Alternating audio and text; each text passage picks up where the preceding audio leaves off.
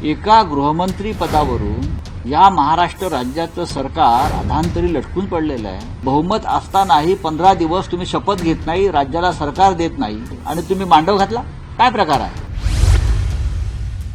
पण एका गृहमंत्री पदावरून हे सरकार लटकलेलं नाही, यामागे काही वेगळी कारण आहेत का?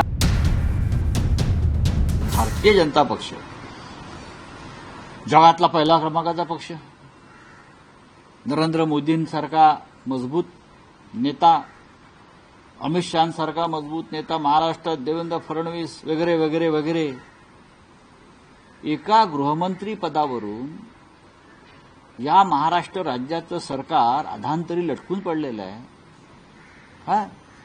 हे कसले मजबूत लोक आहेत? मग कोण आहेत समोर तुमच्या? तुमचं स्वतःचं बहुमत आहे, तुमच्याकडे बहुमताचा आकडा स्वतःच आहे। तुमच्याबरोबर अजित पवार आहेत 40 लोक घेऊन, शिंदे गटाचे लोक आहेत नाहीत मला माहीत नाही, भविष्यात काय करतील।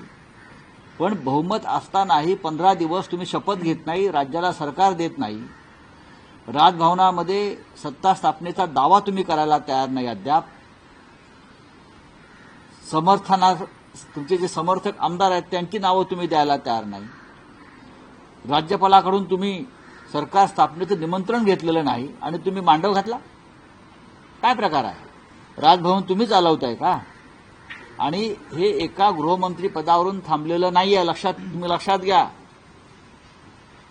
भारतीय जनता पक्षाने मनात आणलं तर हे समोरचे जे काय मागण्या करतायत ना, एका मिनिटात चिरडून टाकते। काय डरपोक लोक आहेत सगळे, ईडी सीबीआयला घाबरून पळून गेलेले लोक आहेत। आणि जे निवडून आलेले आहेत ते का स्वबळावर निवडून आलेले नाहीयेत। ते कसे निवडून आले, कोणत्या माध्यमातून निवडून आले हे भाजपला माहिती आहे आणि त्यांनाही माहिती आहे। त्यांना जनमताचा पाठिंबा अजिबात नाहीये, लक्षात घ्या। परत परत मी तुम्हाला सांगतोय। पण एका गृहमंत्री पदावरून हे सरकार लटकलेलं नाही, यामागे काही वेगळी कारण आहेत का? आमच्याकडली माहिती आम्ही देऊ ना, पण फक्त एक गृहमंत्री पद हा वादाचा विषय सरकार स्थापनेमधला असू शकतो।